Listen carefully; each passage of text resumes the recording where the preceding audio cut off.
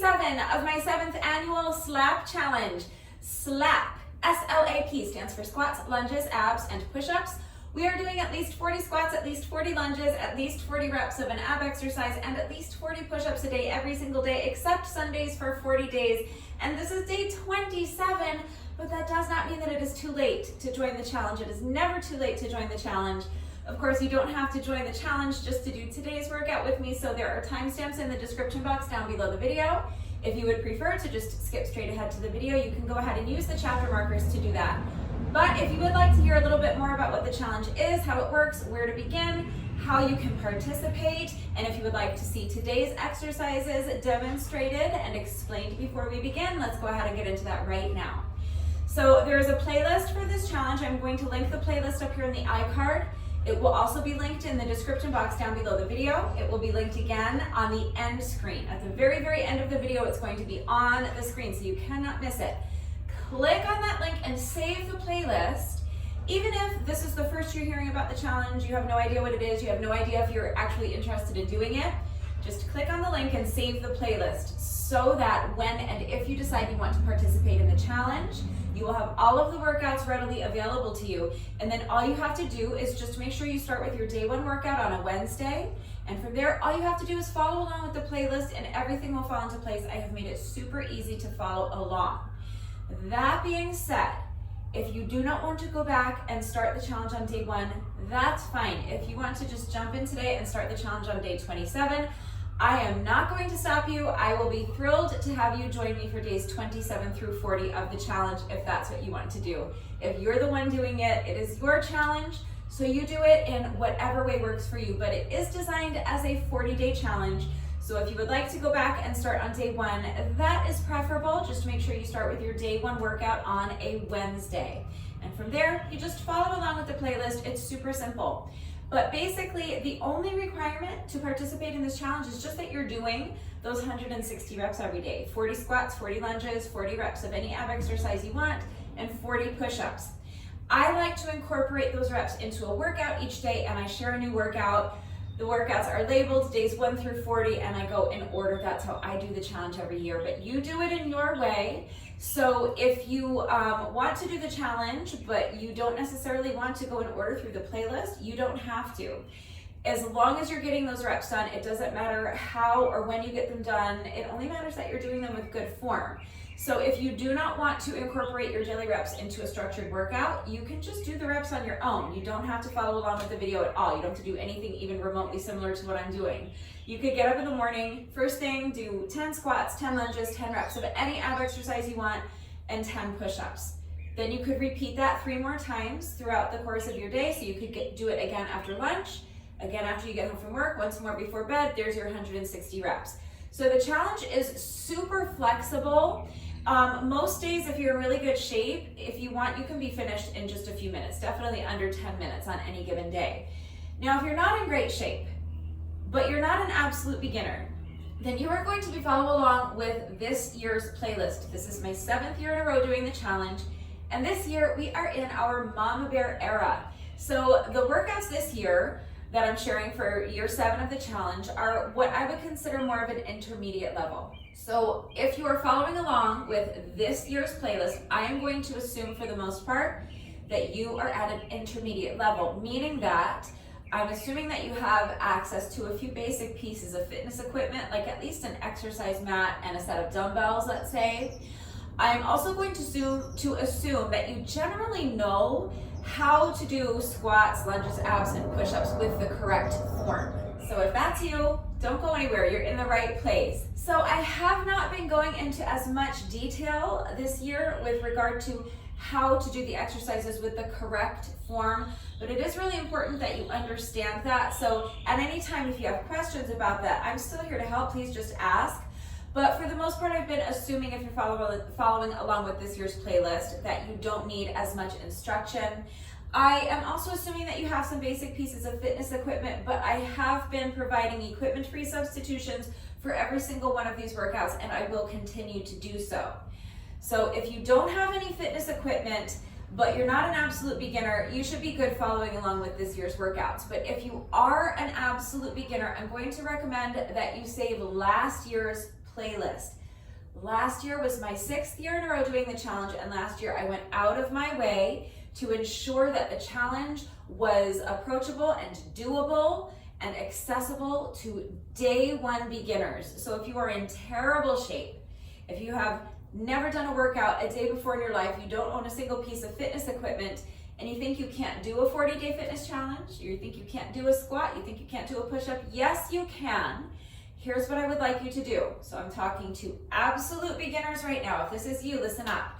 I would like you to save the playlist from year 6 of the challenge. Year 6 was our baby bear challenge. So I'm going to link the playlist for year 6 up here in the iCard. It will also be linked in the description box down below the video, and it will be linked on the screen at the very end of the video.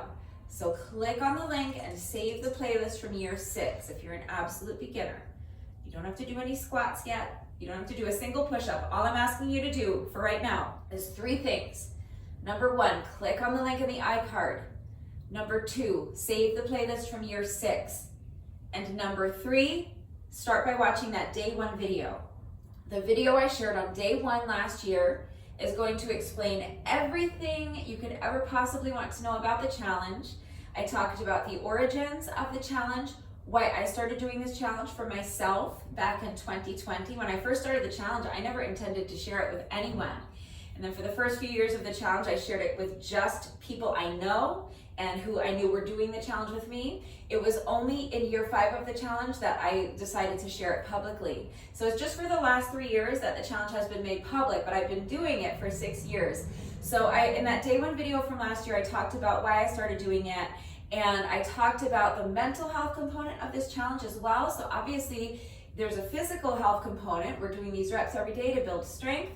And we are increasing our fitness knowledge. So if you're an absolute beginner, you're going to learn how to do your squats, your lunges, your abs, and your push-ups with the correct form. And we're going to go over the correct form every single day so that you really kind of get that reinforced every single day. But there's also a lot of other things we're looking to accomplish with this challenge, like maybe other physical goals, like maybe you want to lose weight, you want to, increase your stamina, improve your flexibility. That's all wonderful. But also this is about creating a habit of daily exercise. It's about improving your self-confidence.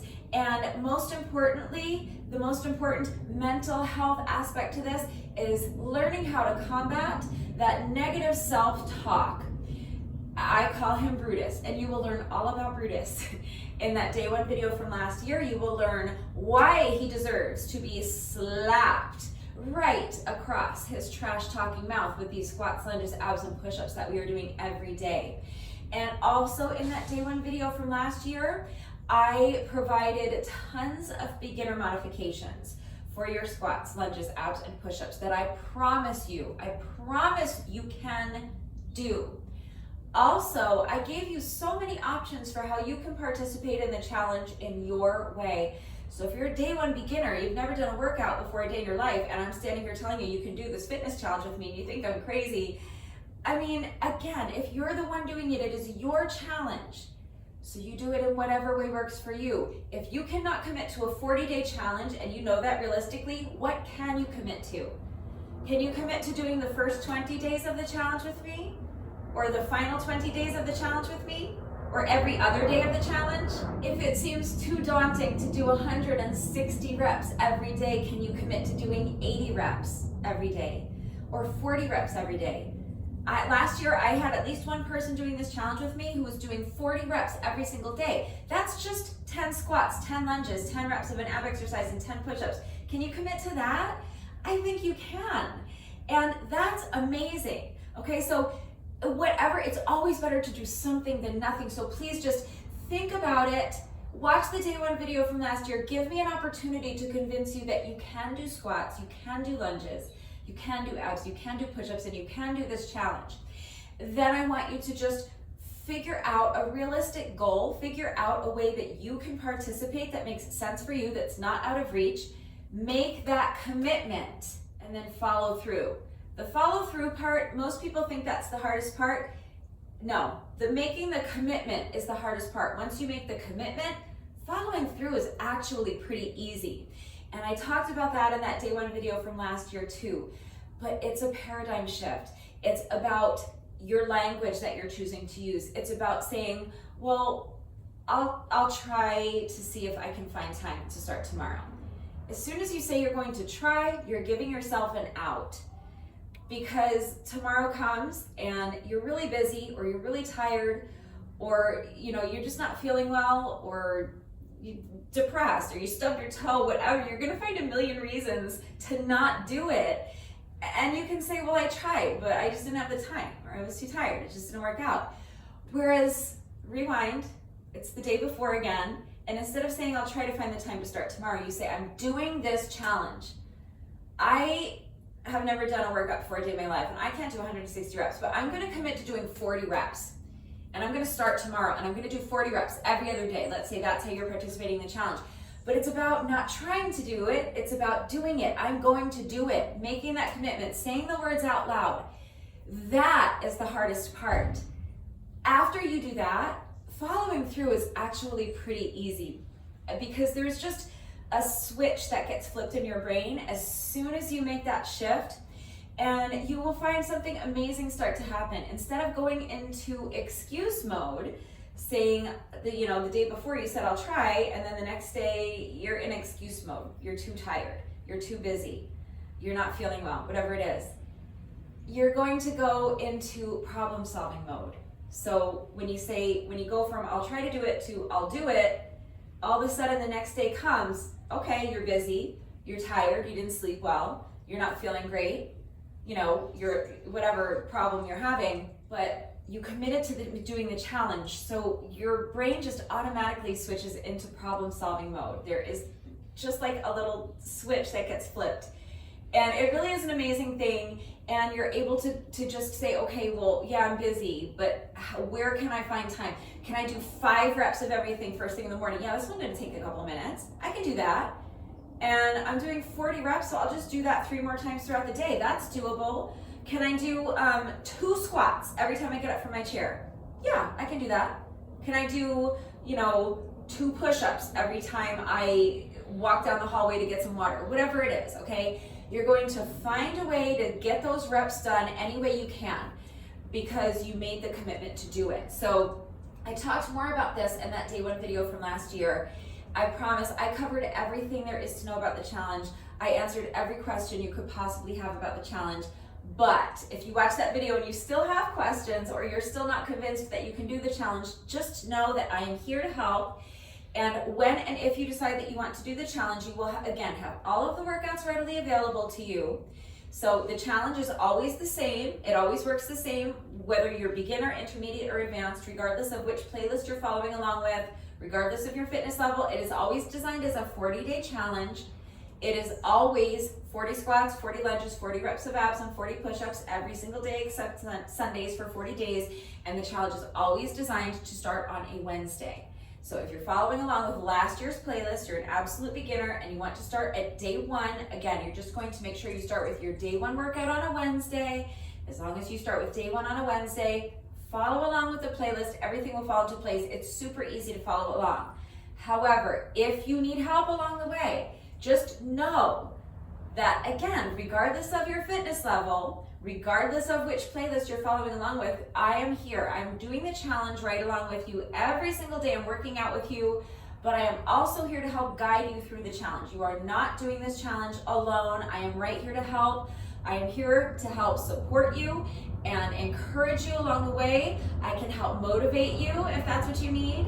So if you're a beginner and you're following along with last year's playlist and you have questions or you need help, you can comment on any one of those videos from last year and I will be here. I will see your comment and I will help, okay? I will reply. I will help you in any way I can. So just know that if you're a beginner, I've got you. You're not doing the challenge alone, even if you decide to follow along with last year's playlist.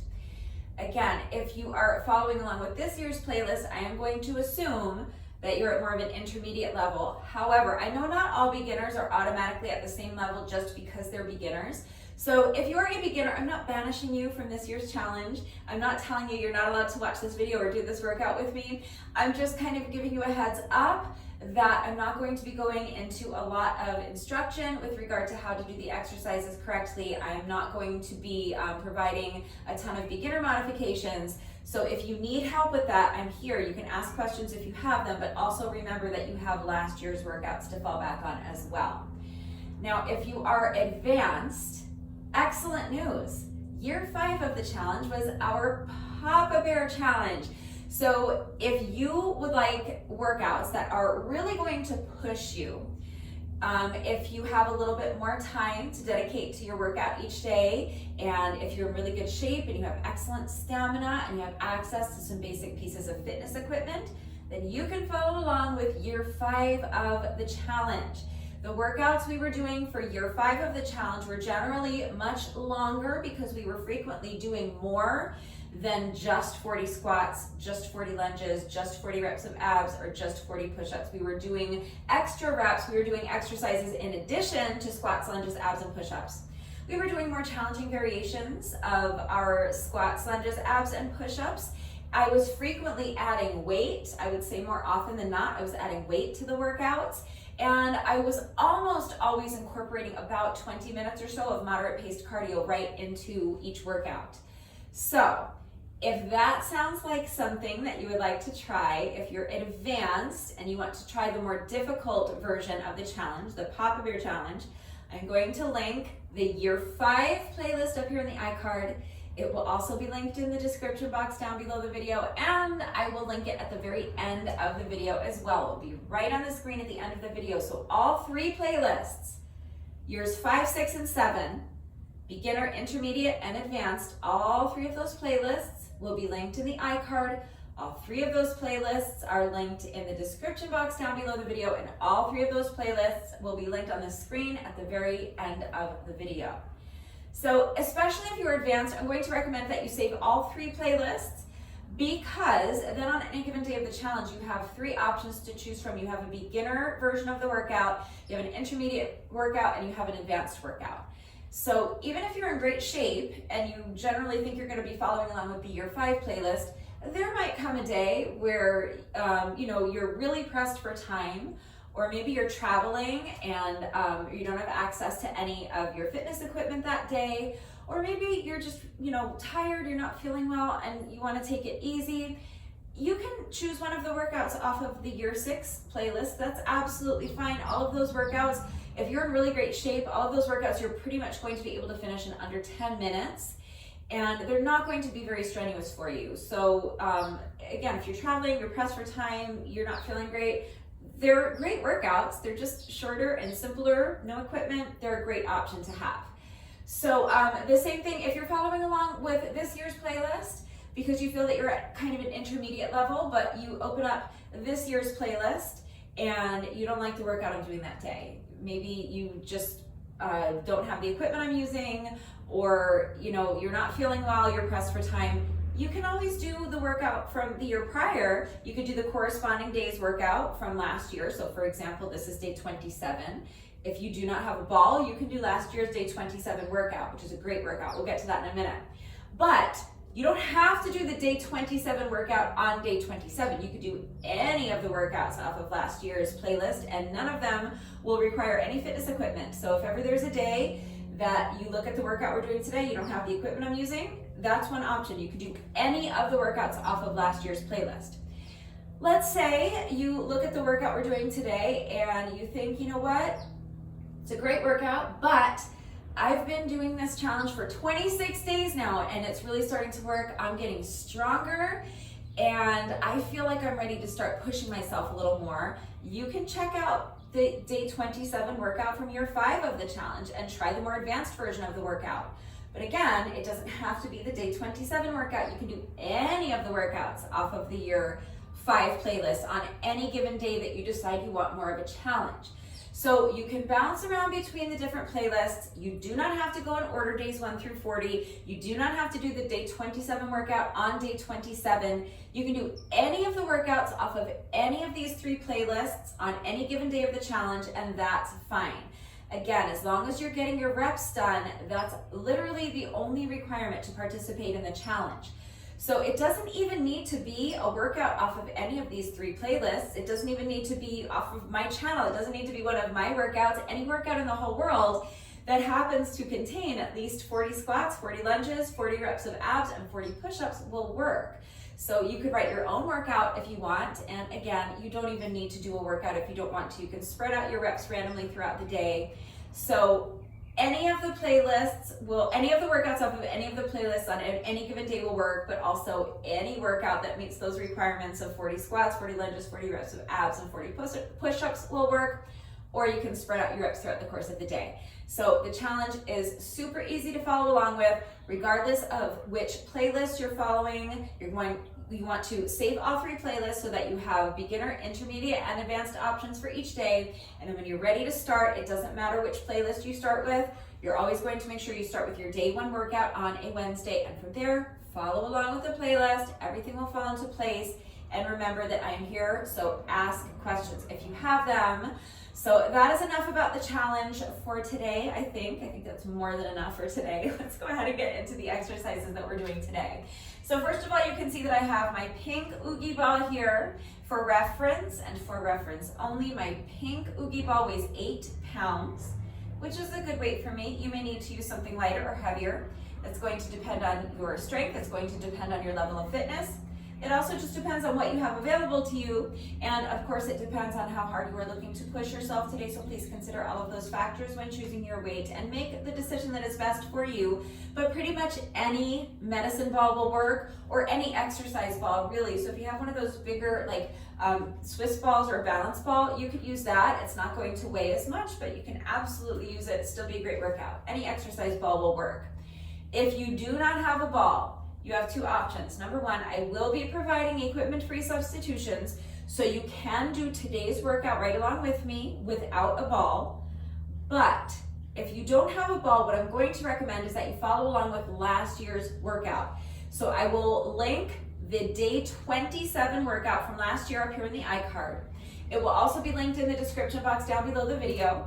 And that is such a great workout, but it bears no resemblance to what we're going to be doing today. It's not just today's workout without the ball. It's a completely different workout, and it's an amazing workout.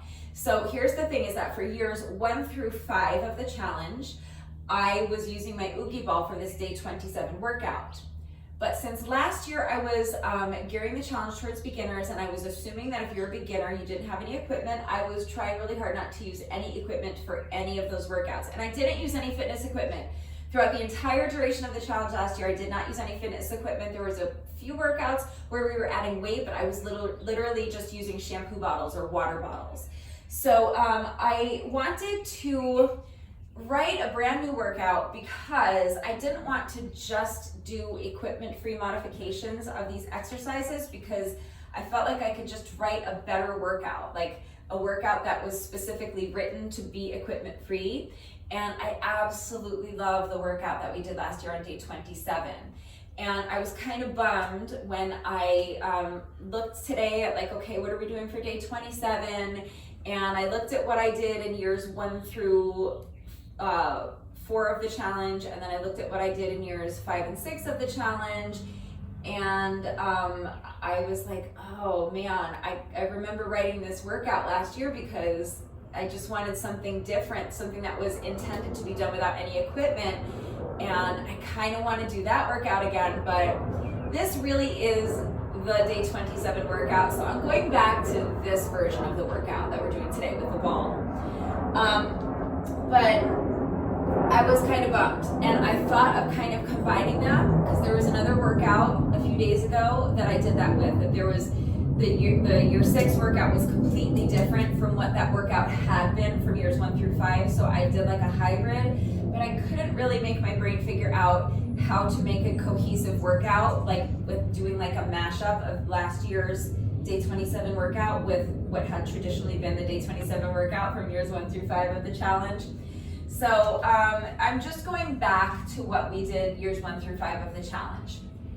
And this is a great workout. So if you have a ball, you can do this workout with me, but whether or not you have a ball, definitely check out last year's day 27 workout, because it's an amazing workout. And even if you have a ball, you may prefer to do that workout. So that's linked in the iCard and in the description box down below the video. But I will be providing equipment-free substitutions, so you can follow along with this workout even if you don't have a ball, that's fine. So starting with squats, I'm going to be doing a broad jump over my oogie ball, and then I'm going to be doing what I call an oogie pop. It is really just a jump squat. So I'm going to start standing on towards one end of my ball, and then I'm just going to do a broad jump over the ball. So I'm going to swing my arms back to create momentum, and then I'm going to jump across my mat and over the ball. So I land in front of the ball, and then I'm going to do a squat, and it's called an oogie pop because I'm going to pop my little bottom up off the ball, okay? So you're going to squat down until your booty touches the ball, and then you're going to jump up. Okay, then I'm gonna add a little oblique twist. So after I do my jump squat, I'm going to lift one knee and I'm going to twist my body thoracically, bringing opposite elbow to knee, and then I'm gonna do a little twist jump so that I end up facing in the other direction, okay? And then we'll just alternate sides for each rep. So now I'm on this side of my ball, get low, swing the arms back for momentum, broad jump over the ball, squat, jump, oblique knee crunch, twist jump, okay? So, broad jump, oogie pop, oblique knee crunch, twist, other direction. Broad jump, squat, jump up, oblique knee crunch, and twist jump. So that's my squat variation. It's a lot of things going on for just a squat. So you can eliminate every single one of those components except for the squat if you want. You can just do squats. Remember, you can do any squat variation you want with or without a ball, with or without a jump, with or without an oblique twist, okay? So if you don't want to do the broad jump, eliminate it. If you don't want to do the jump up, eliminate it. If you don't want to do the oblique twist, eliminate it. If you don't want to do the twist jump, eliminate it. You can just, year one of the challenge, and year two, I think we just did oogie pop squats. So squat down, tap your booty to the ball, jump up. You can just do that. You can just do a calf raise if you don't want to jump. If your knees are bothering you today, if you have cranky downstairs neighbors or a sleeping baby in the next room and you need something silent, or you can just stand, okay? And you don't need a ball to do that. Any squat variation is fine. Just make sure you're minding your form on the squats. So your shoulders should be back and down. Chest is lifted high, abs are tight. Hinge at the hips before you squat. Think about pushing that booty back so your back stays flat, weight stays in your heels, and then you can come down into your squat. Press your heels into the ground to stand. So whatever squat variation you're doing, just make sure you're keeping your back flat, keeping all of your weight in your heels. But you can eliminate everything but the squat, okay? But I'm doing a broad jump, then an oogie pop, and then a little oblique twist, and then a twist jump. One more tiny little detail on this. So broad jump, squat, jump. Now, I'm just doing one oblique twist. You can do two if you want. I'm just doing one with each rep. So in order to make sure that I end up working both sides evenly, I'm always going to be twisting towards you. So when I'm facing this way and I'm doing that oblique twist, I'm going to be twisting towards you. So I'm going to be lifting the leg that's closest to you and twisting towards that leg, bringing opposite elbow to knee. Same thing when I do my twist jump, I'm always going to be twisting so that you are never looking at my booty while I'm twisting. I'm always twisting towards you, okay? So that now when I'm on the other side, I'm gonna do my broad jump, oogie pop. Now, for my oblique twist, again, I'm twisting towards you, and then I'm going to twist in the same direction for my twist jump, always facing you. So that then, by the end of the workout, I will have worked both sides evenly for my oblique twist, and I will have done my twist jump an equal amount of times in a clockwise direction and in a counterclockwise direction, okay? So, a little bit of a minor detail on the twist jump, but with the oblique knee twist, you definitely want to make sure that you're working both sides evenly. So if you're going to have trouble remembering which side you're on, you can just do two of these with each rep, and then you don't have to worry about it. Okay, but that is my squat variation. Now for lunges, I'm going to be combining lunges and push-ups. And I'm going to be doing a Bulgarian split squat. Oh, equipment-free modification. So you can just do the same thing without the ball, because really all I was using my ball for was a target for my little booty. So you can just do a broad jump, squat, jump, oblique knee crunch, twist jump, okay? Same thing, just without the ball there as a target. So, Bulgarian split squats. And I know it's called squats, but really it's a lunge. It's a leg elevated lunge. So I'm going to have one foot up on my oogie ball, and I'm just going to bend both knees and come down into a lunge. And then I'm going to jump up. So the jump up is optional.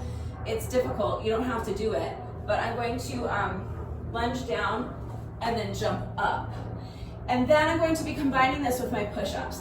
So after I do that, I'm going to place my hands down on the mat and then pick up this front foot, extend the leg behind me, and I'm going to do a one leg push-up with my one foot on the ball and one leg elevated, and I'm going to step that leg forward again and stand. And that's one rep. Okay, so years prior, the push-up was not included. Years 1 through 5 of the challenge, I was doing my push-up in combination with my ab exercise. But I just felt like doing something a little bit different today. This is a little bit more difficult, and I wanted to increase the difficulty, so this is what I'm doing today. But you can combine your push-ups with your abs. If you prefer, it's a little bit easier, and I'll show you that option when we get to our ab exercise. But I'm going to be doing this Bulgarian split squat with my foot on the oogie ball. So, lunge, jump, hands down, one leg push up, step the foot forward and stand. That's one rep.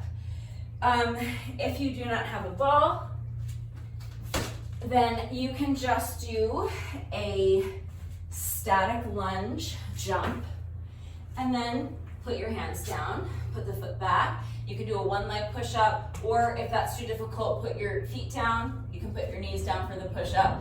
Okay, but basically then you would just step this foot back and return. Lunge, jump, hands down, foot back, push up, step the foot forward. So again, it's the exact same exercise, just without the ball. So just make sure you're minding your form on the lunges. Do your best to have about a 90-degree angle in your front knee. You want your front knee over your heel, the heel of your front foot, as opposed to being out over the toes. It doesn't have to be perfect, and with this particular lunge variation, it can be difficult to do that, but just do your best to keep your weight back in your heels. And then for your push-ups, just remember you want your head in line with your spine. And make sure your head stays still. Don't bob your head up and down while you're doing the push-ups. Make sure your back stays flat so that your body stays in one perfectly straight line from that heel all the way to your shoulders. If you're doing the push-ups with both feet on the ball or both feet on the ground, your straight line is from both heels all the way to your shoulders. And if you're doing knee push-ups, your straight line is from your knees to your shoulders. But make sure that you maintain integrity in that plank pose the entire time. So as you bend your elbows and lower your chest as close to the mat as you can, just make sure that your body stays in one straight line the entire time. Your abs should be super strong and tight and engaged. You're using your ab muscles to lift your hips high and keep them lifted high. Okay, but that is my lunge variation, and that is your equipment-free substitution for it. Last but not least is my ab exercise, and I'm going to just be doing these oogie plank rolls. So I'm going to start down here with my ankles on the ball, or my shins and my ankles are on the ball.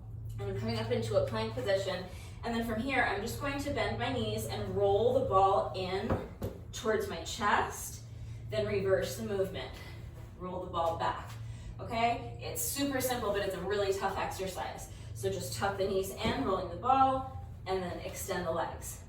Now, if it was too difficult to include your push-up in combination with your lunges, you can do your push-up here. That's the way I did this workout years 1 through 5. I just decided to switch it up today. So this is the way we've traditionally done this workout. Roll the ball in, straighten the legs, push up. That's one rep. Plank roll, push up. All right, so that is another option. That's That's the exercise we did years 1 through 5. But today I'm just doing my Oogie Ball plank rolls, and that's it because I'm combining my push-ups with my lunges instead. Another thing to consider is that I'm going to be doubling my lunges, which means that I'm going to be doubling my push-ups. So when making your decision about where you want to include your push-ups, keep that in mind, that if you include your push-up with your ab roll, like I just showed you, you will do 40 push-ups over the course of the workout. If you do what I'm doing and you include your push-up with your lunges, I'm doing 40 lunges on each leg. So that means that by the end of the workout, I will have done a total of 80 push-ups. So that is another factor to consider, but I'm going to be including my push-ups with my lunges only, and I'm going to be doubling my lunges. So there you go. That's what I'm doing. You do what's best for you. But that's it. That's all for exercises. The other option is if both of those are too difficult, it's too difficult to include the push-up with your lunges, and it's also too difficult to include the push-up with your Oogie Ball roll, then you can just do your push-ups separately. Choose any push-up variation you want and just tack it onto the end of the circuit, okay? So I'm going to be doing my squat variation, then I'm going to be combining lunges and push-ups, then I'm doing abs. So you can do squats, lunges, abs, and then after I'm finished with my ab exercise, you can pause the video and do your push-up variation and then return to the video, okay? That's another option. Again, as long as you're getting your push-ups done, your 40 push-ups done at some point throughout the day, that's all that matters. So you can eliminate them from the workout entirely if you want, and then just do them at some point later in the day. They don't even have to be part of the workout. That's up to you. But that is my little circuit. So that's all 4 exercises that I'm doing. Really quickly, your equipment-free modification for the ab exercise. If you don't have a ball, if you want to do something similar to what I'm doing, you can just do knee tucks. So instead of rolling the ball in and tucking both knees in towards your chest at the same time, you can tuck them in one at a time. And in that case, I would count each 2 knee tucks as 1 rep. I would count 1, 2, 3, like that. But that's up to you. Another thing you could do if you want something that's more dynamic and you don't need to keep it low impact is you could jump the feet in and then jump them out. Okay, so 1, 2, 3. But I think the best option is if you can find something that will slide.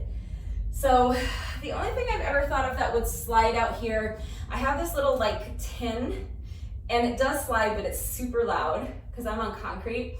But I've been meaning to buy, they have those little like, think of them as like little teeny tiny skateboards, but something with wheels, but that's small enough to put my feet on. So another thing I was thinking is that you could use a skateboard, or I have my little puto here, Michelangelo, not Michelangelo, but first name Michael, middle name Angelo, last name Asquino. So if you were wondering about my little puto, this is Michelangelo Asquino. I was asked to give him a home and he seems very happy there. So what I've been meaning to get one of those little rollers, like those little like, I guess they're like for plants outdoors, but if there's one, he's very heavy, but I wanted to find one that was sturdy enough that he could sit on there and then it would be easier to move him and then he would be a little bit elevated. But then I was thinking, oh, I bet I could find something like that at like Dollar Tree. And that would be perfect for this, right? I could put my feet on it and slide in and out. But when I do exercises like this in my living room, I have a wood floor. So I just use towels, little hand towels or washcloths or something like that. So you can put, if you're working on a wood floor, put like, put your feet on some washcloths or something and slide your knees in and out. That's a fantastic ab exercise, and it's definitely the most similar to what I'm doing with my ball. If you're working out on a carpeted floor, then you would need to look for something that will slide on carpet.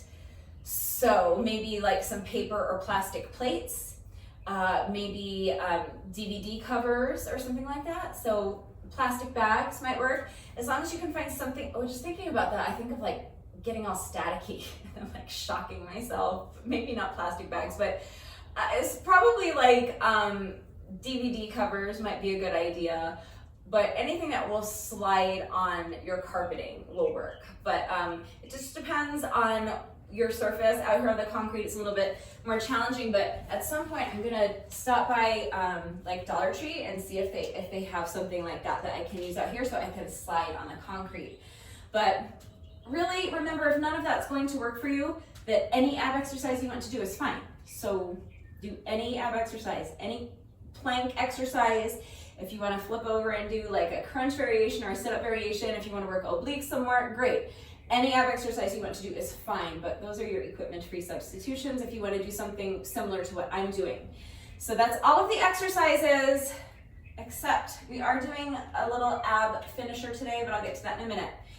It's optional, you don't have to do it. So let's just talk about the exercises I just showed you. That's our little circuit. So since I'm combining lunges and push-ups, there's just 3 exercises. So I'm just doing 10 reps of each exercise, but the lunges I'm doing 10 reps on each leg, and then I'm going to repeat the circuit a total of 4 times. So I'm going to start with 10 reps of my squat variation, which is my broad jump, oogie pop, oblique knee crunch, and twist jump. That's 1 rep. We're going to do that 10 times.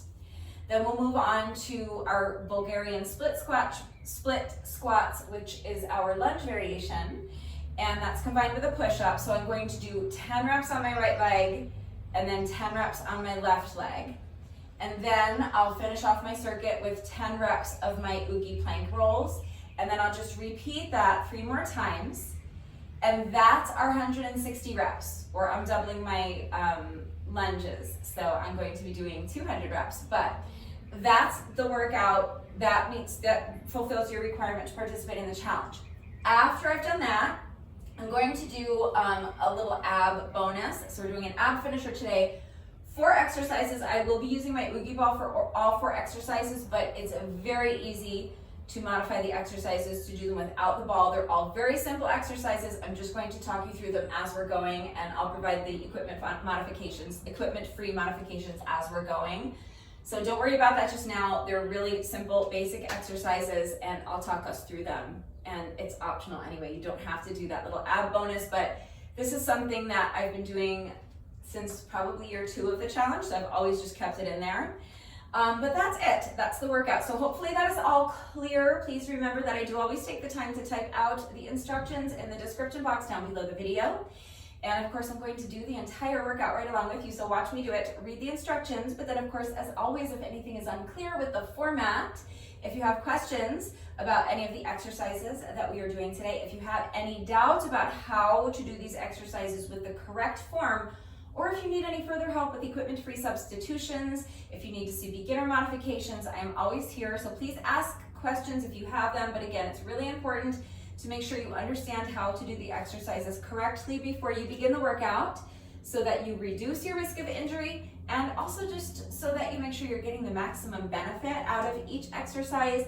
And hopefully you guys know that it is also incredibly important to me that all of my workouts are always accessible to anyone and everyone who wants to do them with me. So I'm always here to help facilitate that. Please do not hesitate to reach out if you have questions or if you need help. I also want to remind you, especially if you're going to be working out along with the video, to please make sure you're going at your own pace. So if you're in really great shape, you're definitely going to be faster than I am. That's wonderful. Be faster than I am. Just make sure you're not losing anything off of your form to get there. If you are racing to stay ahead of me because you're competing with me and just trying to beat my score, or because you've set a really ambitious time goal for yourself that you're chasing and your form starts to get sloppy, that means you need to slow down. It is always going to be safer and more effective to slow down and do your reps with excellent form than it is to race through and allow your form to get sloppy. If you are slower than I am, also wonderful, because you would not even know that you're slower than I am unless you got your little booty dressed and you were out here doing these reps with me today. So don't worry about how fast you're going. Worry that you are executing each rep with the best form that you can manage.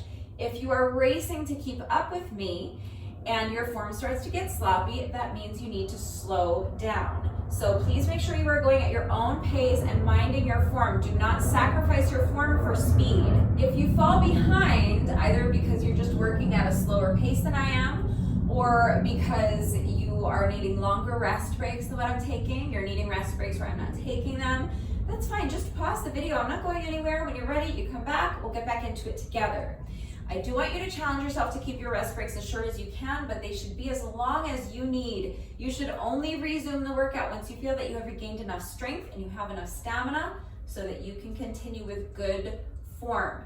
So please just make sure you are working to your own level. That means going at your own pace. That means choosing a ball that is an appropriate weight for you. It means that if the exercises become too difficult with the ball, lose the ball and switch to the equipment-free versions of the exercises that I showed you. It means applying beginner modifications as needed. So maybe putting your knees down for the push-ups, maybe shortening up your range of motion for the lunges, holding on to something for support. Maybe it means eliminating the jump on the squats. So please just be smart, be safe, use your common sense, listen to your body.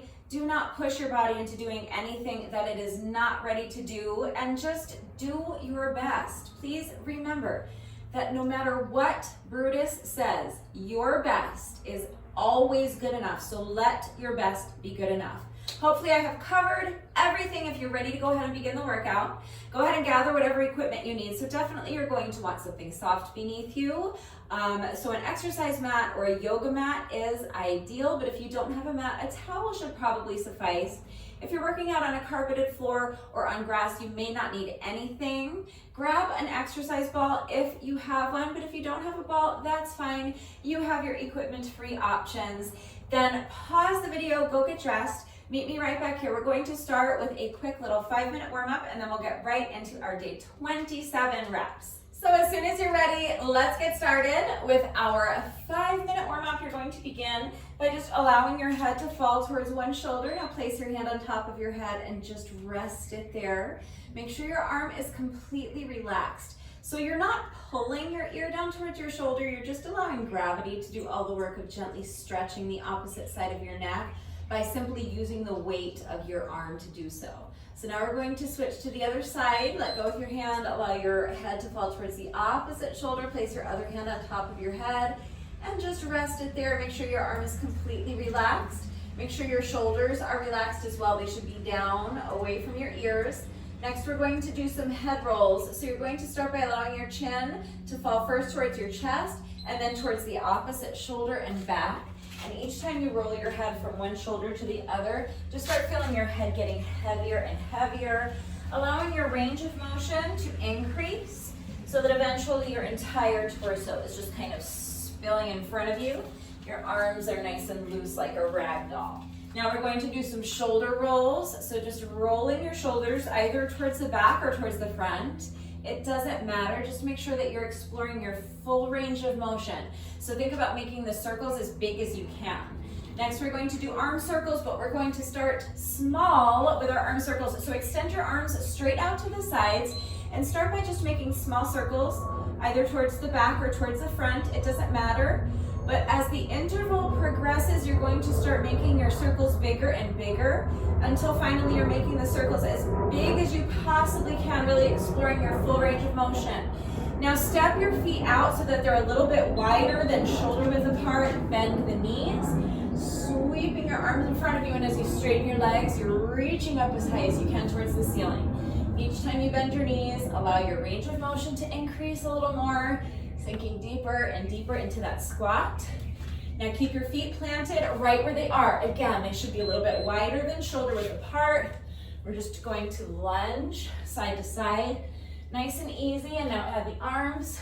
So now with each lunge, I'm just reaching my arm across my body. You should feel like you're trying to throw your arm across the room. Now step the feet in. We're just going to march in place, super simple. Starting with your knees low, but gradually as the interval progresses, you're going to start driving your knees up higher and higher towards your chest until finally you're driving your knees up as high as you possibly can. Really get them up there, feel a nice little stretch in your glutes. Now we're gonna jog in place. So again, starting with the knees low, and then same thing, as the interval progresses, you're going to start driving your knees up higher and higher towards your chest, until finally you're driving your knees up as high as you possibly can. Next is booty kicks. So keep jogging, but now with each step, you're just bringing your foot behind you. Really try to kick yourself in the booty with your heel. If you struggle with balance, For this next one, you can hold onto the wall or a chair for support. If not, hands on the hips is fine. You're going to transfer your weight into one foot. Pick up the other foot and just swing the leg front and back. Nice and loose. We're just waking up those hip flexors. And now we're going to do the same thing on the other side. So you'll put this foot down, transfer your weight again, pick up the opposite foot and swing the leg front and back. You can start low, and then as the interval progresses, if it feels comfortable and you want to, you can start expanding your range of motion, swinging that leg higher and higher. We're going to switch legs again. So you'll put this foot down, transfer your weight, pick up the opposite foot, extend the leg straight out in front of you, and then bring the leg around and behind. Each time you make this little semicircle, lifting your leg higher and higher, and now 2 hip circles. Drive the knee up towards your chest, and use your hand to guide it around. Other leg. Extend the opposite leg out in front. Bring the leg around and behind. And each time you make that semicircle, you're lifting the leg higher and higher. And now 2 hip circles. Drive the knee up towards your chest. Use your hand to guide it around. We're finishing with a hamstring stretch. So feet wide apart, hinging at the hips. Keep your back as flat as you can. And forward fold. So keeping your back flat in this stretch is going to help isolate your hamstrings more effectively. So if you want to use the wall or a chair or the arm of your couch to assist you, it can make keeping your back flat a little bit easier. It can make the stretch a little more comfortable for you, and it might make it more accessible. That's our 5 minutes. You can come out at any time. I always like to spend a few extra seconds in this hamstring stretch because I tend to be really tight in the backs of my legs. So my body usually needs a few seconds to start to be able to relax into the stretch.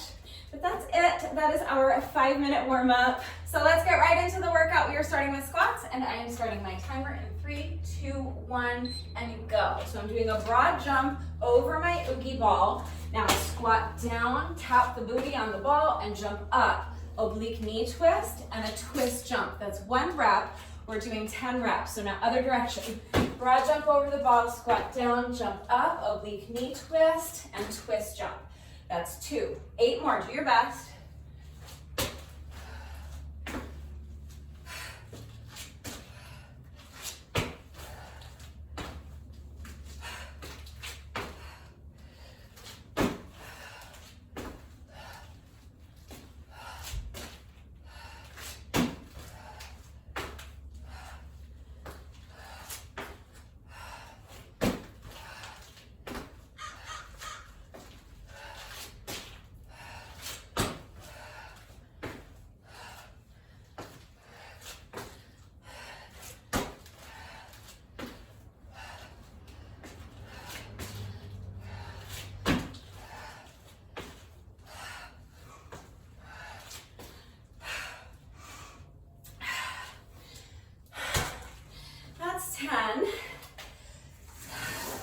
It's a lot of jumping, I know. Remember, you can eliminate the jump up. You can eliminate the twist jump. You can just turn around. As long as you're doing your squat, that's all that matters. Now, next is lunges and push-ups. I'm combining my lunges with my push-ups, and I'm doubling my lunges, which means that I'm also doubling my push-ups. So remember, you have the option to eliminate the push-up from this exercise and include it with your ab exercise instead.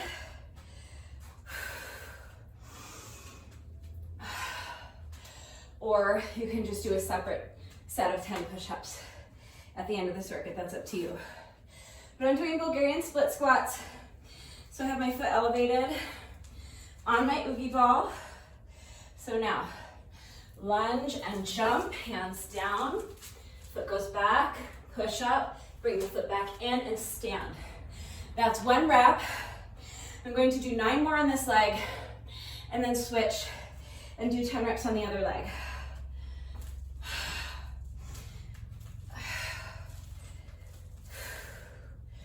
So lunge, jump, hands down, push up.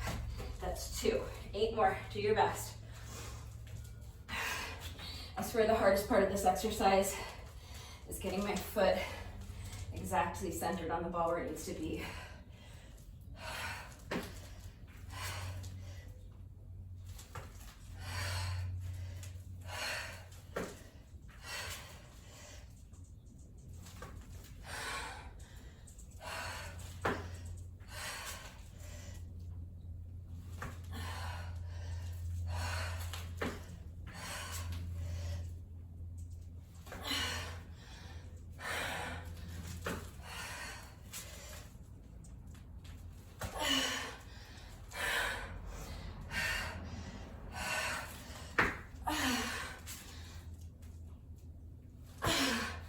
It's 8, 2 more.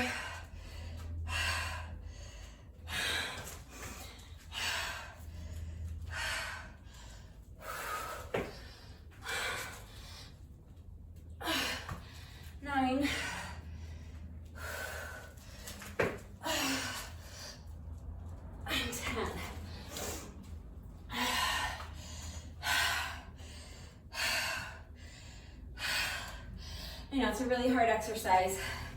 The other thing you could do, if you don't want to double your lunges or your push-ups, or both, is to just do 5 reps on each leg per round, or you could do 10 reps on one leg with each round and just alternate which leg you're working, because we're doing 4 rounds of the circuit. Whatever works best for you. I know the way I'm doing it is so hard. Again, remember, you can eliminate the jump. That's gonna help a lot. It's also helpful if you're not working out at 100-degree heat. It is ridiculously hot out today. All right, when you're ready, here we go, other leg, Bulgarian split squat. Jump up, hands down, bring the foot back, push up, step the foot forward again and stand. That's 1. I'm gonna zip it. I have to do 9 more of those.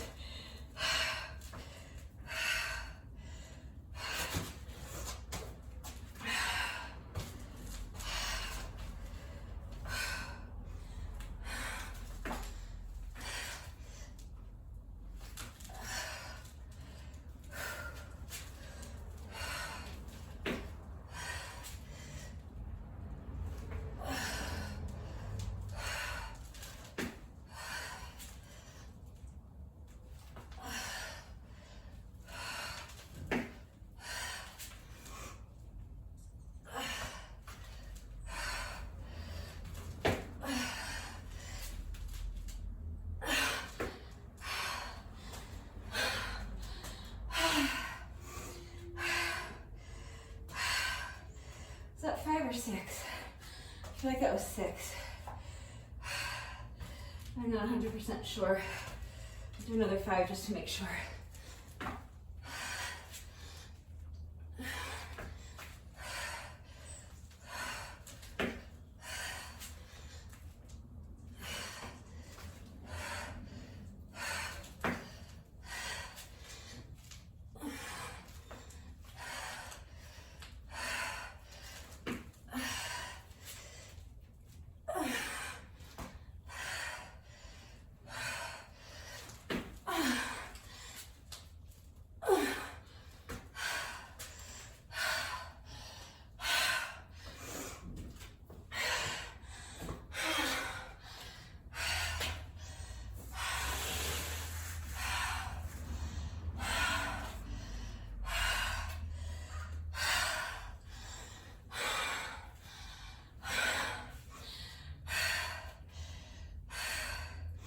All right, so all I have left to do is my Oogie Ball plank rolls.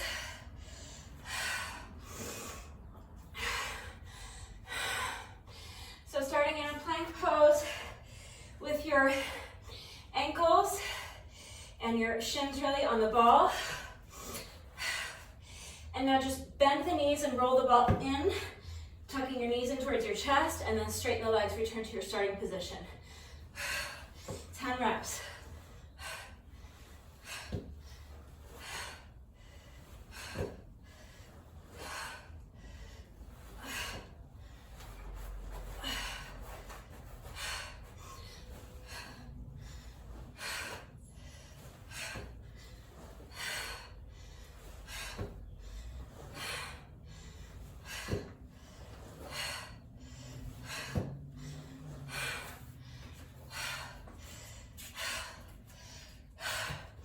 That's 10.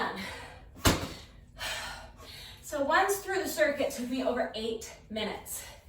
So I've explained everything once. I talked us through one round. Now I'm going to zip it. I'm going to try to talk much less because it's only getting hotter out here. I'm already really fatigued. And I want to try to see if I can pick up my pace a little bit. So I don't think I'm going to be able to finish in under 30 minutes, but I'm going to push as hard as I can to pick up the pace and finish as close to 30 minutes as I can.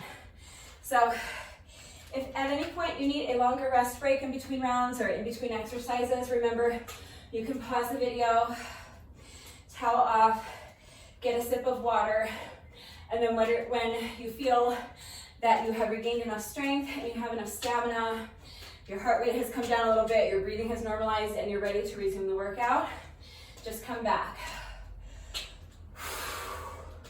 I'm gonna go ahead and get started on round 2. So starting again with 10 squats. So broad jump, squat, jump, oblique twist, twist jump. 9 more.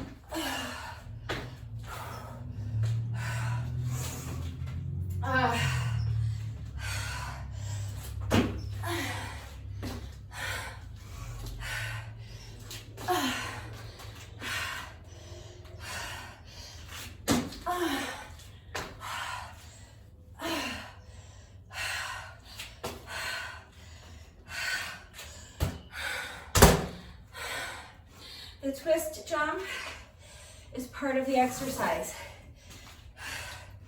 So even in that final rep, make sure you're doing your twist jump, even though you don't need to turn around and go back in the other direction anymore.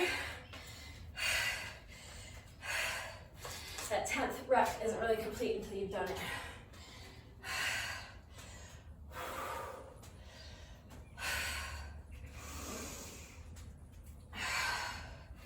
Okay, Bulgarian split squats, 5 reps or 10 reps on each leg, up to you.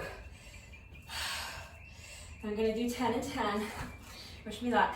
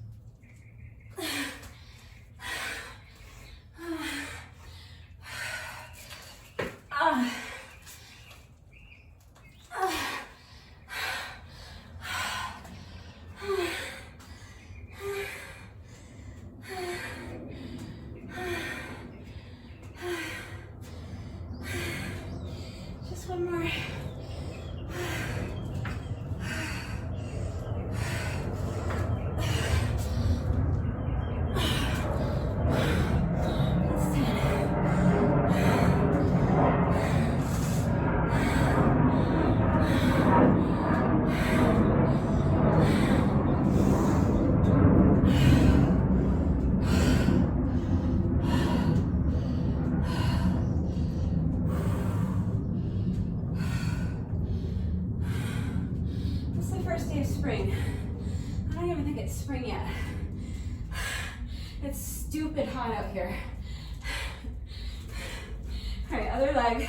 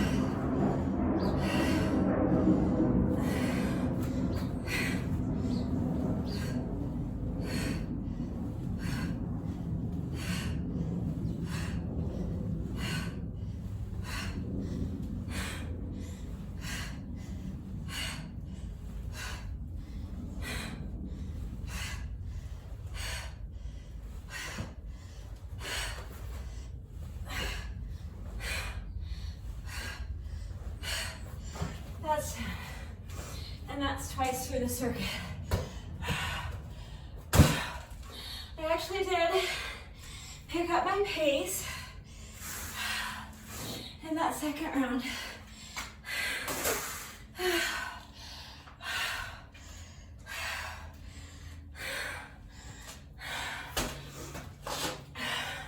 We have 2 more rounds to go. So obviously my pace is going to continue to slow as I get more fatigued. And I'm just gonna do my best to keep up as good a pace as I can. I'm chasing that 30-minute finish, but not at the expense of my form. Remember, not to sacrifice your form for speed. Having a time goal is great, but doing the reps with a proper form is more important. When you're ready, round 3, we got this.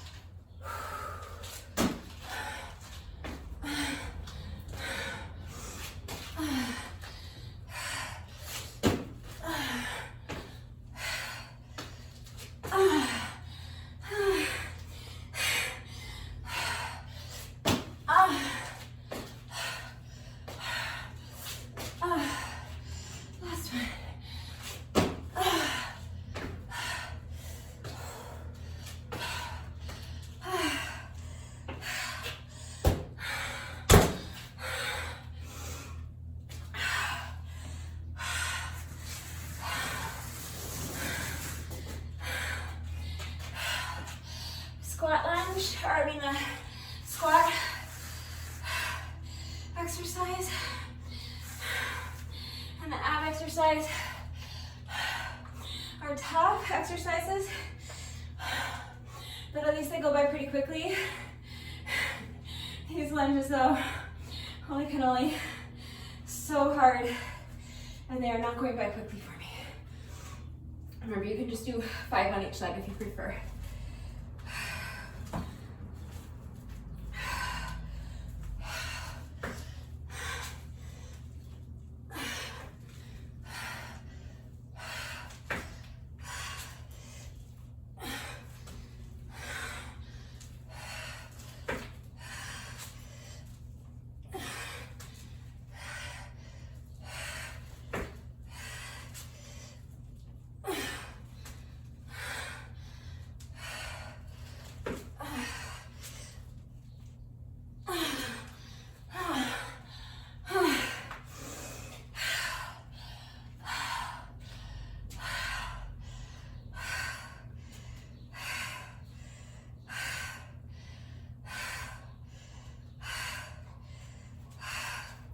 Something else you could do, if it makes it more manageable, is to do 5 on one leg, 5 on the other, and then repeat. So you're not doing 10 reps in a row on the same leg.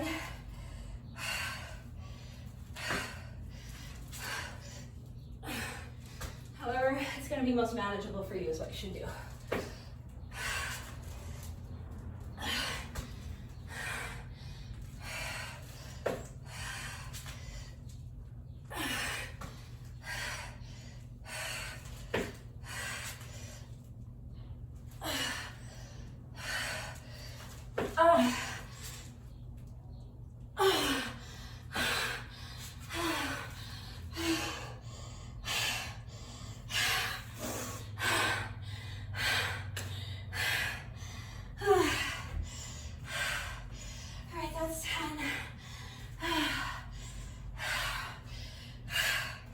Don't collapse just yet.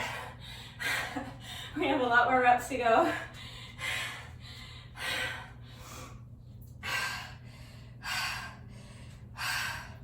Other leg.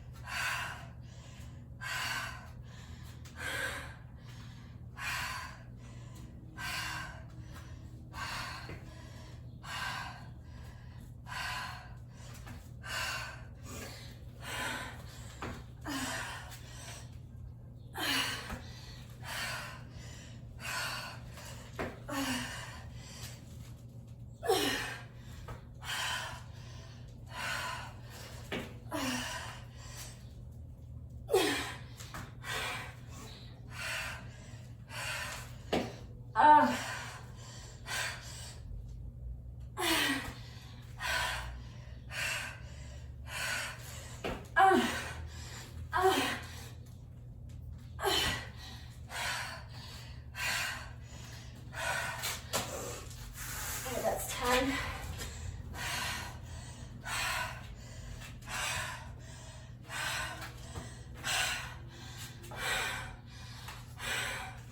Abs, 10 reps.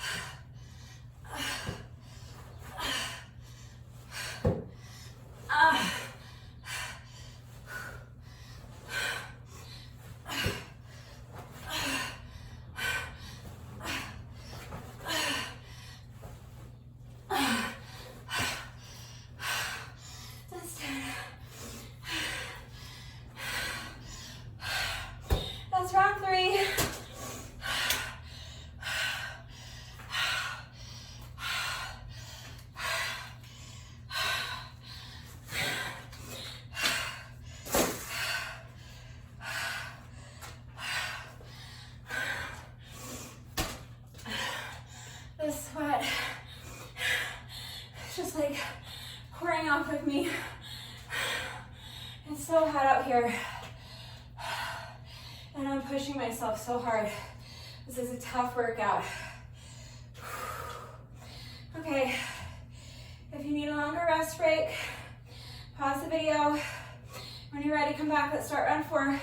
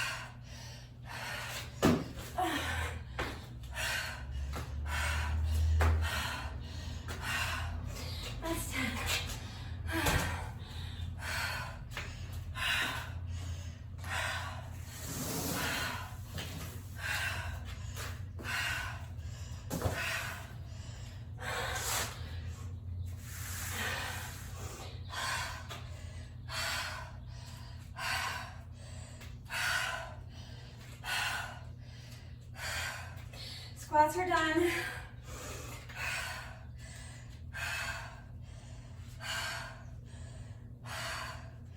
As soon as you're ready, let's get started on lunges.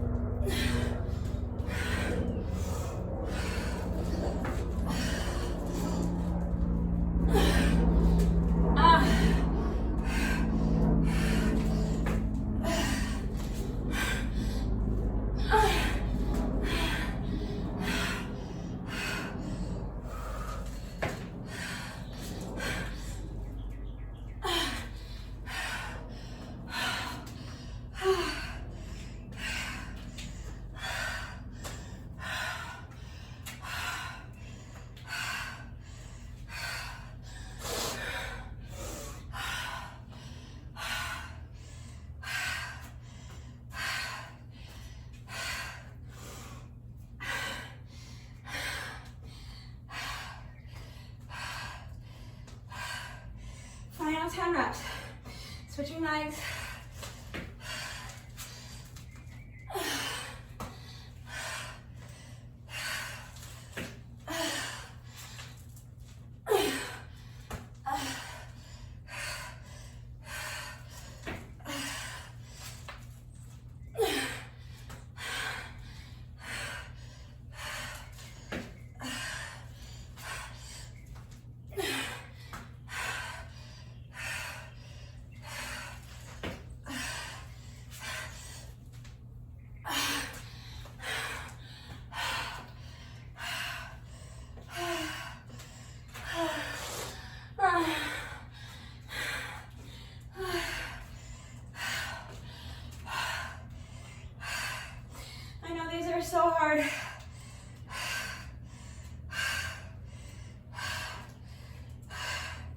You only have to do 5 more.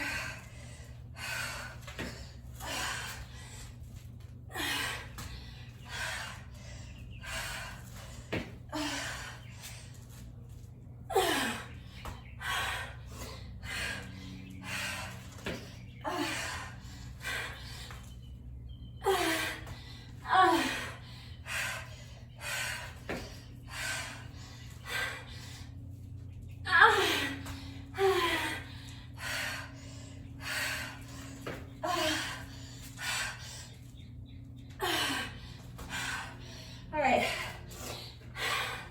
that's 30 minutes. Let's finish up with the abs as quickly as possible. Keep it as close to 30 minutes as I can.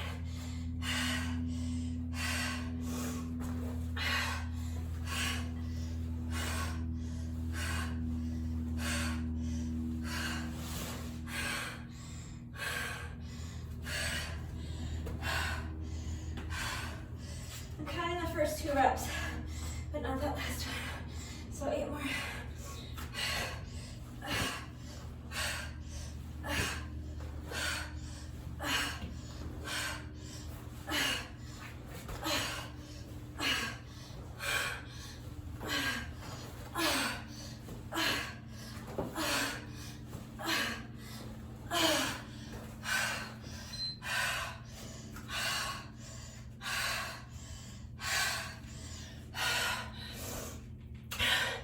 Get up. If you want to collapse in a heap on your mat, you are not alone. I very much want to do that as well.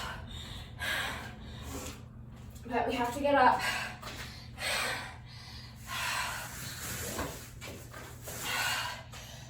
We are not quite finished yet.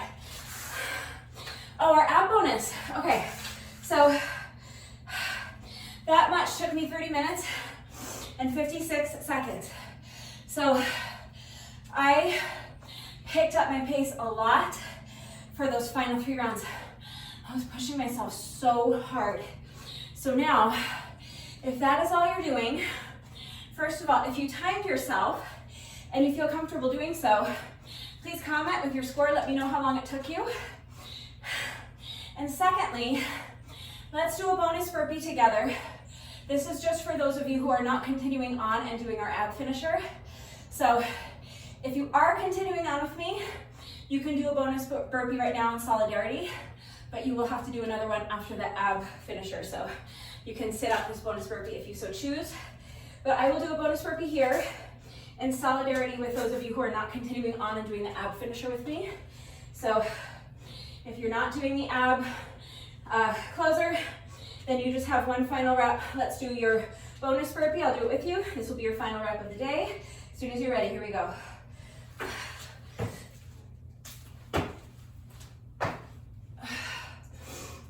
So now, if you are not doing the ab finisher, your workout is officially complete. So go ahead and use the chapter markers to skip ahead to the cool down. Take about 5 minutes and do a quick little cool down with me. If you are continuing on, we're just gonna do a little ab finisher. I say little, but it's gonna be tough. We're doing another 160 reps of abs. So there are 4 exercises, and we're going to do 40 reps of each. I will time it, just out of curiosity, but my official score for the actual workout, part 1 of the workout, is 30 minutes and 56 seconds. So I'm resetting my timer right now, and I'm going to time the ab bonus separately. All right. So the first exercise is just going to be crunches, 90-degree crunches. All I mean by that is that your knees are at roughly about a 90-degree angle, heels are elevated. This is your equipment-free option. Press your low back into the mat, tilt your pelvis forward, starting with your arms extended overhead. You're going to sit up and tap the outsides of your ankles, then return to your starting position. That's 1 rep. We're doing 40 reps. I'm going to increase the difficulty by balancing my 8-pound boogie ball on my shins and my ankles. So any kind of exercise ball will work for this. So if you have a Swiss ball or a bounce ball that really doesn't weigh anything, you can still use it for this. It will still increase the difficulty. It'll make it more intense for your stabilizer muscles in your core because you're having to balance the ball. So as soon as you're ready, here we go.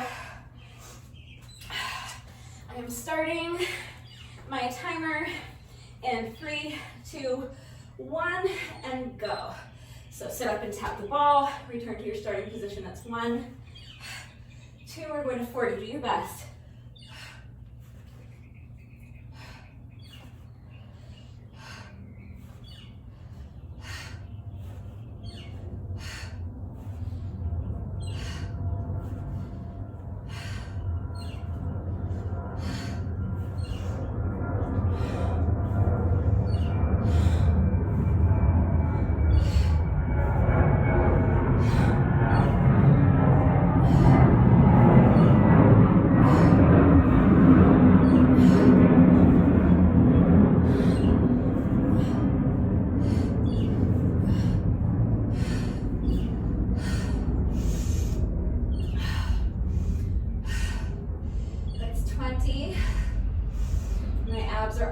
Crying real tears. You guys know I have the world's weakest abs, so I decided to tack on an additional 160 reps of abs to this workout every year is beyond me. I will be crying quite a bit. All right, I have to do 20 more of these.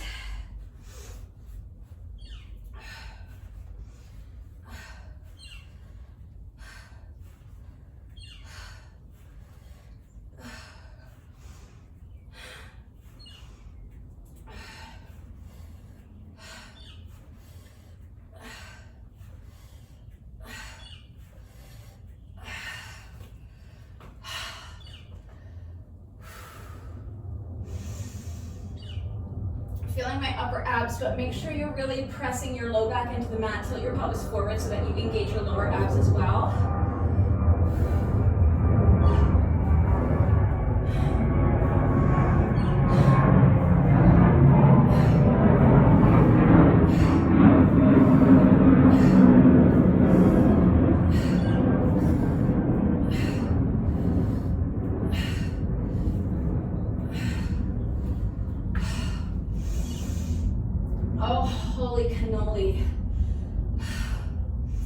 That was rough. All right. Next, we're doing what I call ball choppers. It's really just a sit-up variation. So if you want to do the same thing without the ball, basically, we're just going to have your start on your back with your knees bent, and you're going to sit up and twist to one side, come back down to your starting position, and then sit up and twist to the opposite side for your next rep. So we're alternating sides for the twist on each rep, but it's just a sit up with an oblique twist. I'm going to be doing that with my back on my ball. So I'm going to start here with my low back on the ball. So just kind of scooch until it feels comfortable. Arms extended up overhead, and now sit up and twist towards one side. Sit up and twist towards the opposite side. Feeling that crunch in your obliques. So 40 total reps, alternating sides with each rep. Sit up and twist. Sit up and twist to the opposite side.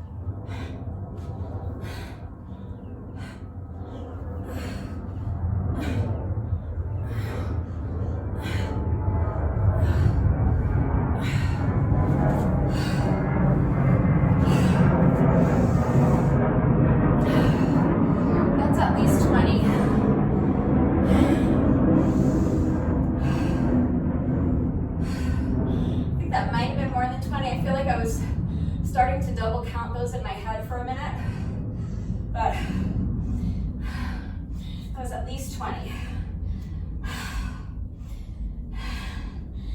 Abs are pleading with me to stop this madness. All right, 20 more reps.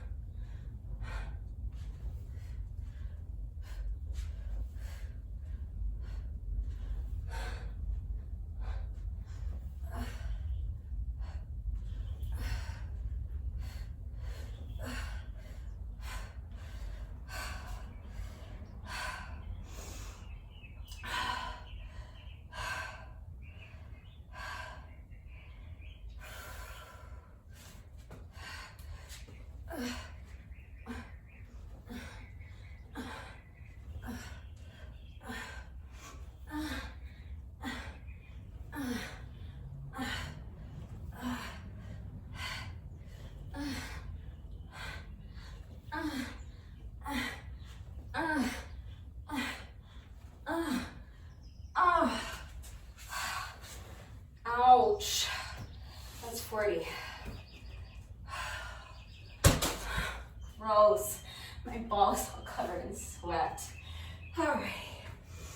Everything's gonna need a good Clorox wipe down after this workout. All right, so halfway done with our ab bonus. Next is toe touches. So starting with your legs straight, arms extended up overhead.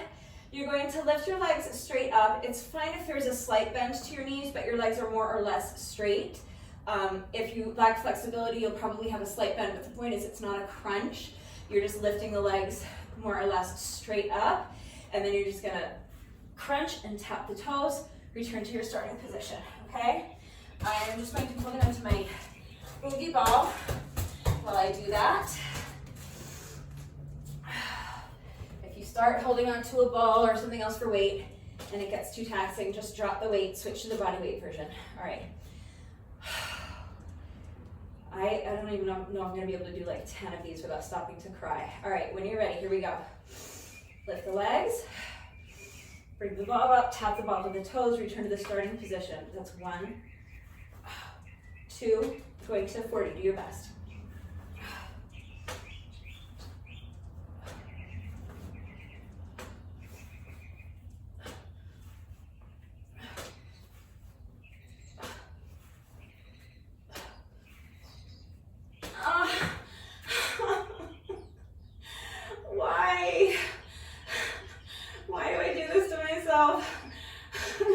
No, it's just my first 10 reps. I can't do any more. All right, I have to do that 3 more times. Okay. My abs have seriously had it. Like they're ready to just exit the building and leave me to my own devices.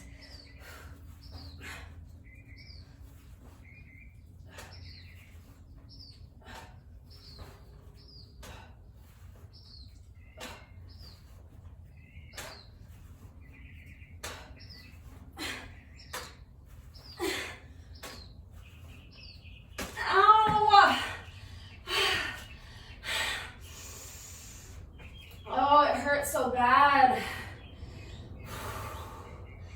That's 20. All right, 2 more sets of 10. I'm obviously breaking these up into sets of 10. And if I am not able to do unbroken sets of 10, I'll do sets of 5, but I'm gonna get the reps done one way or another.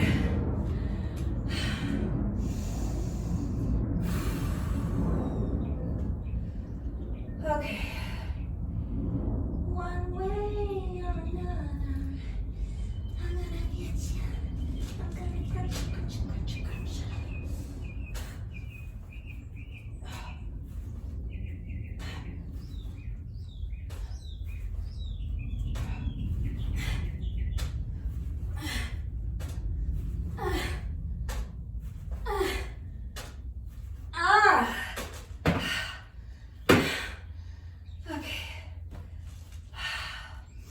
That was 30. Just 10 more.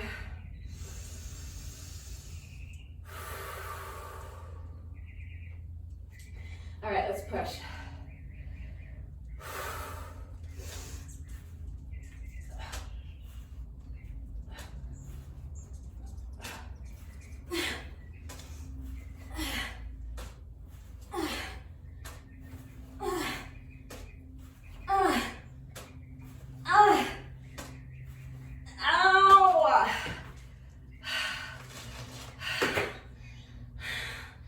That's 40. No collapsing. No crying. There are no tears in slap workouts. Well, that's not at all true. I frequently break into tears in the middle of a workout. All right, that's 120 reps down. 40 to go. We are finishing with plank jacks. So without the ball, just come up into a plank pose with your feet together, and then you're basically just doing jumping jacks with your feet, so jumping your feet out and in, so it's like a jumping jack, but from a plank position, hence the name plank jacks. So jump the feet out and in, that's 1 rep, 2, 3, like that, and we are going to 40. I'm going to be doing these with my elbows on the oogie ball. You can do it with your hands on the ball. I just find it much more comfortable and actually a little more challenging to do it with my elbows on the ball. So from your hands or from your elbows, from the ball or with your hands flat on the mat, up to you, but 40 reps. So keep those hips lifted high, keep your abs tight. This is an ab exercise. Your entire core should be engaged. So starting with your feet together, now jump the feet out and in.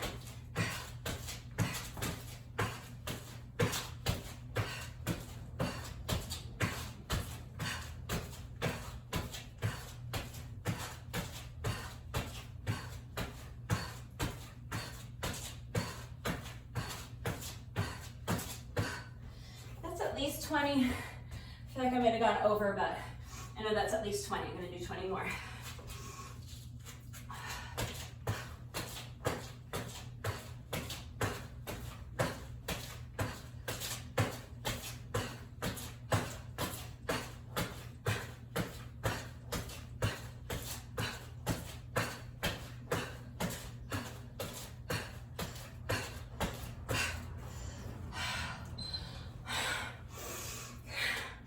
Get up. Our ab bonus is complete.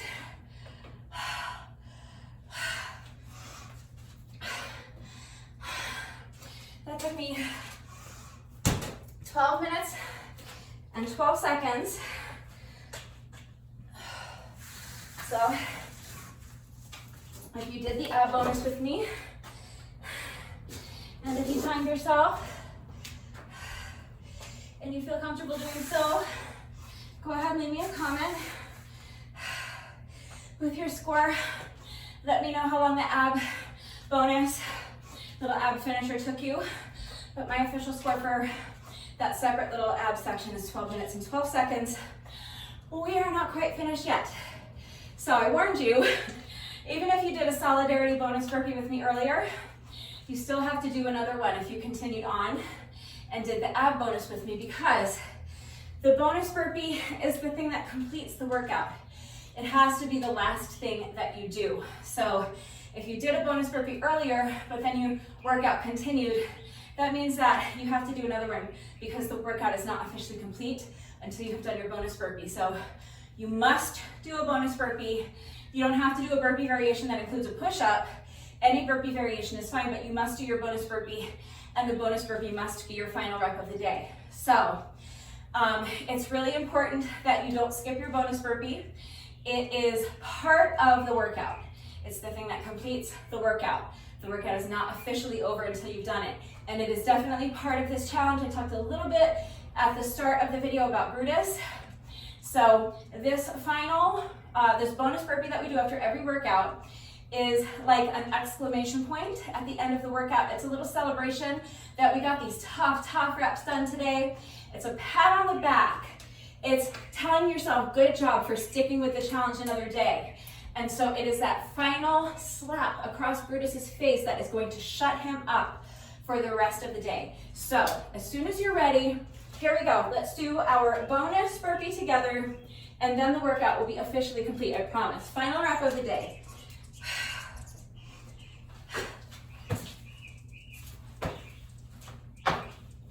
All right, with that, the workout is now officially complete. So let's do a quick cool down together. You just want to keep moving while you allow your heart rate to come down and while you allow your breathing to normalize. So you can pace, you can shake out the legs. Let's do a shoulder stretch, bringing one arm across the body.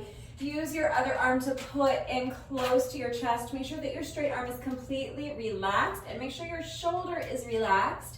If your shoulder is tense and hunched up by your ear, you're not going to be able to stretch it effectively. And this is a really nice stretch after all those push-ups, especially if you doubled your push-ups with me today. If you doubled your push-ups with me and did both bonus burpees, that means we did 82 push-ups. So nicely done. That was a super tough workout. Let's get the other shoulder. So bringing the opposite arm across your body, using your other arm to put in close to your chest. Straight arm is completely relaxed. Make sure your shoulder is relaxed as well. And keep moving while we're doing these stretches. So I'm just kind of shaking up my legs. If your heart rate is still really elevated or you're breathing really heavily, it might feel better to pace. So you can pace back and forth. You can even just shift your weight from foot to foot. Just want to kind of like keep the circulation going and keep focusing on slowing down your breathing. So you do that by really feeling your diaphragm being pulled down as you inhale. Think about breathing all the way down to your belly button. Allow your rib cage to physically expand and visualize filling up your entire torso with air.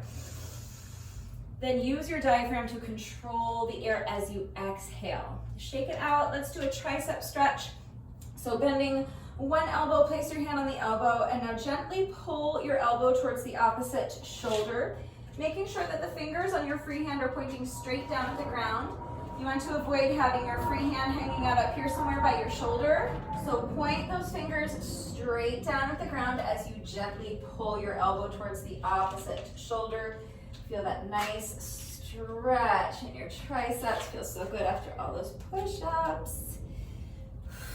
Make sure you're continuing to move and make sure you're continuing to focus on slowing down your breathing. Shake it out. Let's get the other side. So bending your other elbow, place your hand on the elbow and gently pull your elbow towards the opposite shoulder, making sure that the fingers on your free hand are pointing straight down at the ground. Feel that nice stretch in your triceps. Keep moving, keep focusing on slowing down your breathing. So again, you can pace, you can shake out the legs, you can shift your weight from foot to foot. And one more deep breath here. Inhaling all the way down to the belly button. Fill up your entire torso with air. Control the air as you exhale and come out. Shake out the arms. We're going to finish with a quad stretch. So if you struggle with balance, you can hold onto the wall or a chair or the arm of your couch for support. Any kind of strong, sturdy, elevated surface will work. You're going to bend one knee, bring the foot behind you, reach back and grab a hold of the top of your foot with the hand that's on the same side if you're holding onto something for support. If you are not holding onto anything for support, you can go ahead and reach back, grab a hold of the top of your foot with both hands, and now press your heel into your booty cheek. And as you're doing that, make sure you're tilting your pelvis forward, so kind of tuck your booty underneath you. Think about trying to touch your spine with your belly button. As soon as you combine both of those two elements, you're going to feel that stretch intensify in your quad muscles as you isolate them more effectively, but I also want you to feel that stretch extend all the way up to your hip flexors. So make sure that you're continuing to tilt your pelvis forward as you press your heel into your booty cheek. One more deep breath here. And come out. Make sure you're using your diaphragm to control the air as you exhale. Let's get the other leg, so bending the opposite knee, bringing the foot behind you. Reach back and grab a hold of the top of your foot with the hand that's on the same side if you are holding on to something for support.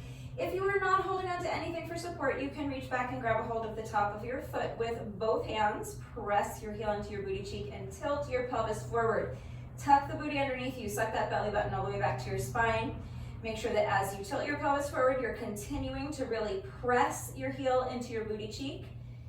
And make sure that as you are pressing your heel into your booty cheek, you are continuing to tilt your pelvis forward. You need to combine both of those two elements so that you really get the maximum benefit out of this stretch. You want to feel that stretch intensify in your quads, and you want to feel it extend all the way up to your hip flexors. Coming out. And one more time, let's take one more nice deep cleansing breath. Inhaling all the way down to your belly button. Feel your diaphragm being pulled down, allowing your rib cage to expand. Fill up your entire torso with air.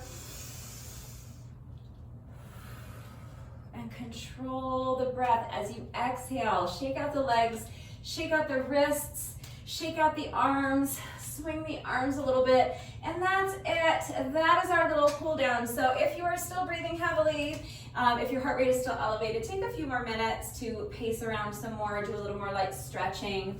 But I'm going to move directly onto my cardio. So I have the lovely Victoria here with me today. Victoria is my beautiful silver jump rope with these pretty light pink metallic handles. If you would like to know where I get my jump ropes, there's a link and a coupon code in the description box down below the video. So click on the link and use coupon code Rebecca to save an additional 10% on your jump rope. It doesn't have to be this jump rope. All of their jump ropes are wonderful. You can use that coupon code to save you 10% on any of their jump ropes. But you don't have to jump rope. I am just sharing this with you because every year when I do the challenge, well, every year since like year 2 of the challenge, this is how I do it. After every single workout, I like to add on 20 or 30 minutes or more of moderate paced cardio. For me, 9 times out of 10, that's 20 minutes of interval jump rope. So I'm going to set my interval timer for 10-second rest intervals and 20-second work intervals times 40 rounds, that's 20 minutes. I'm going to get some music going and just get my cardio out of the way, and then I will stretch. I'll do about a 20-30 minute stretching session, and then I'm gonna go ahead and get in the shower, eat some lunch, and get on with the rest of my day. So the additional cardio is not mandatory. It's not officially part of the challenge, but if you are looking to use this challenge to get yourself in shape, if you are trying to improve your stamina, if you're maybe trying to lose weight, the additional cardio is really going to help to accelerate that process for you, which means that you'll start to see results faster, and that's really encouraging. It makes it a lot easier to stick with the challenge because, first of all, as you are improving your strength and improving your stamina faster, the workouts are going to start to get noticeably easier. They're going to take less time, and it's going to be easier to motivate yourself to do your workout each day if you know it's not going to be so much of a struggle and it's not going to be so much of a time commitment as it was maybe during the first week or 2 of the challenge. And number 2, when you can see physical evidence that what you're doing is working, you can see the results of your hard work, you can see that you are getting closer to your goals, it is so much easier to find the motivation to stick with the challenge and get your reps done every day because you can see that what you're doing is working. So it makes you want to continue. So it doesn't have to be jump rope, you don't have to do the cardio at all, but I strongly recommend that even if you can't find the time to do it after every single workout, I strongly recommend that you find at least 2 or 3 days a week to tack on 20 or 30 minutes or more of additional cardio. So for me, typically I just do 20 minutes of interval jump rope, but sometimes I might go for a jog, not today. And when it's nice out, when it's not 100 degrees, and when I have time, I might do a nice long hike. So those are also great options. Or if you have a bike, you could go for a bike ride, but you can do anything. So if you have an exercise bike or a treadmill or an elliptical, Stairmaster, something like that, you can hop on one of those for 20 or 30 minutes, more if you want. If you have access to a pool or if you live close to a body of water and weather is permitting, if it's 100 degrees by you, a swim would be a perfect option. Swimming is amazing cardio and you could cool off at the same time. But if you have a heavy bag, you can work on your heavy bag. If you have steps in your home or your apartment complex, or if you took your workout to the beach or the park or the hiking trail today where there's steps, you can do up and down the steps. If you have access to the field at your local high school, maybe you could do up and down the bleachers or jog around the track, or you could combine them. You could even just do a fitness class if that's something you enjoy, or you could meet up with a friend in the park and play some tennis or some basketball or something like that. So 20 to 30 minutes or more of moderate paced cardio, however you want to get it done, is fine. And once more, it is not required, it is not mandatory, it is not technically officially part of the challenge, but it's the way I do the challenge every year, and it is strongly recommended that you find at least 2 or 3 days a week to tack on a little bit of additional moderate paced cardio after the workout. Also very, very, very strongly recommended is that you are taking 20 or 30 minutes every day to stretch. It is so important to make sure that you're stretching every day because it is going to help to alleviate any muscle soreness that you may be experiencing. And if you're doing this challenge with me and daily exercise is something new to you, then it's very likely that you are experiencing muscle soreness. So taking the time to stretch every day is really important if you are doing the challenge with me because if you're so sore from the previous day's workout that you can't even move, it's going to be next to impossible to summon the motivation to get your reps done for that day. But if you had stretched the day before, you may still feel sore, but you probably be able to move. It would be a little bit more comfortable, and it's going to increase the likelihood that you're going to be able to say, okay, I'm not feeling 100%, I'm a little sore, but I can get my reps done, and you're going to be able to stick with the challenge for another day. Also, taking the time to stretch every day is going to help to reduce your risk of injury moving forward. And that's important on its own because nobody wants to be injured, but it's especially important in the context of this challenge because a huge part of the reason we're doing this challenge is to establish a habit of daily exercise, and you do that through consistent effort. That's why we are working out 6 days in a row every single week, Monday through Saturday of every week. So the goal is to do all 40 days of the challenge so that by day 40, you will have firmly established that habit of daily exercise. And after the challenge is over, you'll continue making daily exercise a part of your routine because you've created that habit successfully. But if you injure yourself, you are going to have to miss a few days while you allow your body to recover. And it's really going to put a stop to any momentum that you've been working so hard to build, and it's going to make it really difficult to really establish that habit of daily exercise. So if you do get injured, obviously take a few days to rest. It's much more important that you are being smart and being safe and taking care of your body, and injuries can still happen. So if you get injured, I'm not telling you to stick with the challenge and work through the injury. That's your call. I want you to be smart. I want you to be safe. I want you to use your common sense and listen to your body. But the thing is that you want to just kind of stack the deck in your favor to reduce the risk of getting injured, because if you get injured and you do have to miss a few days, it can be really detrimental to the mental health part of the challenge, because it's so easy to get down on yourself and say, oh, I failed. I wanted to do all 40 days of the challenge and then I got hurt and so I had to drop out and I failed. So what's the point of continuing? And that is absolutely like the antithesis of everything that this challenge is about. So by definition of the word failure, did you fail if you set out to do all 40 days of the challenge and you did do all 40 days for whatever reason? Yeah, okay. Failure happens, okay? It's not an indictment of your self-worth as a human being. That's Brutus talking. Brutus is the one telling you that you are a failure because you failed at one thing. You know, Brutus is the one telling you that there's no sense in continuing with the challenge.